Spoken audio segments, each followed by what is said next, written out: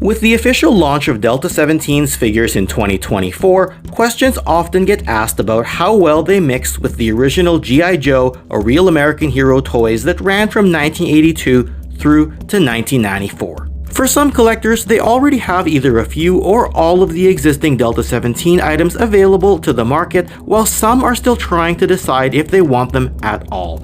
Now, the choice is left up to each individual collector, but it's worth providing some videographic content regarding this subject matter because, as they say, seeing is believing. So let's take a moment right now and see how well these Delta-17 figures fit alongside your old school G.I. Joes.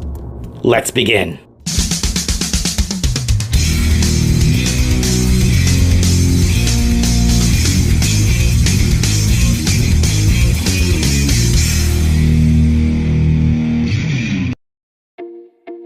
Certainly, Delta-17 has its own storyline via the comic series, and the individual traits of each character are told via the file card that comes with each figure. And while we'll always recommend that you as a fan take the time to learn the storyline and uniqueness of what this series has to offer, some may simply want the toys for their aesthetic look and to mix them in with their vintage Joes.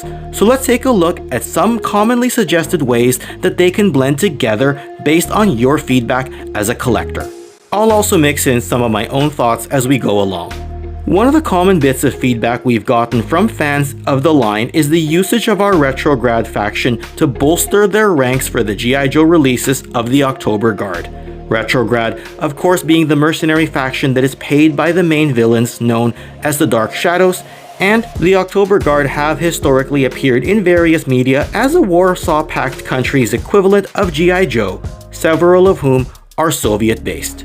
Thematically, putting these together does work. Here's a look at Death Sparrow, our female Russian mercenary leader, along with our Thunder Battalion army builder next to some of the vintage Oktober Guard figures released in the early 1990s. And they do blend well. Yes, our Retrograd gear is based more on modern equipment, and the Thunder Battalion's look is largely derived from the more recent Russian Spetsnaz outfits. You can also have a look at our Retrograd figures next to some of the late 90s and 2000s era O-ring Oktober Guard figures, which of course were after the classic 82 to 94 Real American Hero run, but are still desirable amongst collectors. And a lot of people feel that this all fits right in together almost seamlessly. Some would also make use of the Retrograd characters as enemies of the Oktober Guard, which also makes sense as a faction that Cobra would hire to take on the Oktober Guard directly. You can also have a look at Death Sparrow next to the 1984 Baroness and have them either work together or have them in a bit of a femme fatale style showdown. And offhand, I just want to point out, if you're interested in any of these Delta-17 figures, head over to delta17toys.com by following the link in the description section below.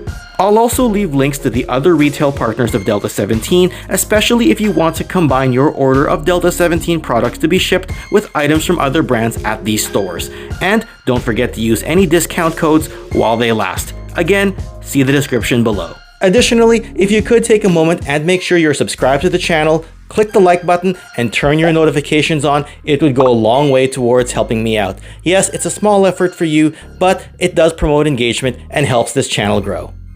Moving along to the rest of our villains, the primary enemy faction of the Dark Shadows can realistically be standalone, but looking at some of the mix and match options, there's a few things you can do. For example, Shadow Dragon as a samurai theme can make for an obvious antagonist to the G.I. Joe Samurai Budo from 1988. But additionally, one might consider treating Shadow Dragon and the Dark Shadows as another group to be allied with Cobra Commander, much in the same way as Destro being an arms dealer, Zartan with his biker gang of dreadnoughts, or the Crimson Twins with their extensive enterprises businesses. That being said, Shadow Dragon is intended to have more of a top-end leader appearance to him, what with the cape that he wears, which parallels the regal look of a character like Serpentor, but in your own Joe world, you may fit him in wherever you like.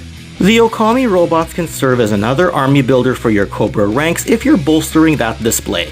Some people already know this, but the attachments on the hands are swappable with that of the 1986 Battle Android Trooper, and with them both being androids, they can obviously complement one another quite well, or even serve as opponents to one another depending on your own headcanon. Also note that the 2024 Joe Fest exclusive red version, known as the Okami Elite Sentry, looks great amongst your vintage Action Force Red Shadow ranks, or it can even fit in with the modern Red Shadow's independent brand Resurgence that was done by the company Skeletron. Further, the Dark Shadow's enemy assassin, Jaguar, has a resemblance to the vintage Cobra, Firefly, what with the grey stylized urban camo, albeit he wears a set of goggles over his eyes and carries a sniper rifle which differentiates him from the traditional Cobra Saboteur of 1984. They are also quite different in terms of personality, particularly as Jaguar has never been known to speak out in public and literally every aspect about him is unknown, but aesthetically you can match them up due to their similar outward appearances. For our heroic ranks, the characters can all fit within your existing G.I. Joe ranks to various degrees. And again, they've all got their personalized bios, but here's a few suggestions we've been seeing. An obvious one would be our Delta Squad, which is an army builder, and we're talking about both the A and the B versions. Now, the helmets and gear look more futuristic compared to the early 80s Joes, but G.I. Joe did move away from what was then present-day elements and took a more advanced look, so that's probably the era where the two Delta Squad variations fit in. Now, simply putting the Laws rockets onto them and adding the gas masks can give a more specialized green shirt trooper type of look, so personally, I think that the sweet spot where they can easily fit is within your 1987 to 1990 G.I. Joe range, before the inclusion of the more neon colored look that the Joes took on a bit later in the original run. Some have also said that Preacher gives off a vibe similar to Stalker. Now, we're not talking so much about the original early 80s version, but perhaps his version 2 that had the beanie on his head or the color of his shirt for his version 3 release in 1992. That being considered, Stalker is a ranger, whereas Preacher is a marksman, hence the sniper rifle that he carries. That said, looking at Preacher, his general appearance can easily fit him in within the mid to late 80s look of G.I. Joe, and him being designed as a taller figure allows him to stand out a little more. Kestrel has been a little bit of a sleeper hit during this first wave. Her more grounded look makes her fit in well with your 80s Joes, and some feedback we've gotten is that her beret and color scheme of her outfit has had fans thinking of her as a descendant of Flint and Lady J. Whether she could actually be their daughter in your own G.I. Joe world is up to you, though they already did have a storyline daughter in Marissa Fairborn from the Transformers, so perhaps she has a sister. Who knows? That said, Kestrel's actual background is that she worked in the Polar Special Forces and not in the US, but her age at the time of Delta-17's first comic issue and the general age group that Flint and Lady J were in during their prime years could in theory make the relationship possible. Some might say that this connection is a bit of a stretch, but it is feedback that we've been given. We've then got Rooster, who's a strong silent type of character and has an obvious camo pattern that could match the 1988 hit and run character. For that reason, Rooster fits right in with your vintage Joes, albeit his function is that of a radio operator, whereas Hit and Run is an infantryman who also co-specializes in mountaineering. But one can't deny the parallels here. This one doesn't really need much explanation, as the visuals pretty much do all of the work here. Looking at Leonidas, he has the casual look that can make him seem either realistic or a little bit too easygoing, which in my opinion would have lent him well to fitting in with the Saturday morning cartoon genre of the 80s and early 90s. His dog companion, known as Flashbang, is still a puppy, so his size is smaller than that of Junkyard from 1984 or Order from 1987, but the inclusion of animal companions is a clear homage to your old school Joes, so he's another who would look right at home in this era. Finally, our leader, Shepard, is probably the one that fits the least into this era of G.I. Joe, as his look is probably more modern than most and more difficult to reason into the vintage Joe lineup. That's largely due to his style of ghost mask and modern night vision goggles, but that being said, as mentioned earlier with other figures, G.I. Joe was always trying to create a bit of a futuristic look, and since he's a leader, and in fact an officer with a lieutenant rank, this one isn't too unreasonable that he'd have some advanced technology. Here's a look at him with the other commanders of G.I. Joe, at least as far as the Sunbow animated cartoon is concerned, since the comics also added further characters into this command structure. But his personality does fit right in with the old school characters, being someone who's battle-hardened yet fair as a leader on the battlefield. Now, as a side note, and from previous videos that I've shown, the packaging for Delta-17 does match the dimensions for that of not only your vintage G.I. Joes, but also for packaging in other companies such as Skeletron. So that's another tidbit of information to consider.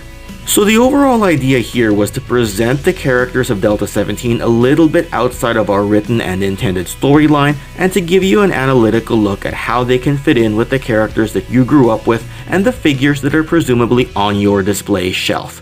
Now, whether you look at these as fitting within the G.I. Joe A Real American Hero vintage era, or look at them as being a future era where G.I. Joe was continued into modern times with modern gear and equipment, is entirely up to you. But the presentation is here for you to see and decide what to do next.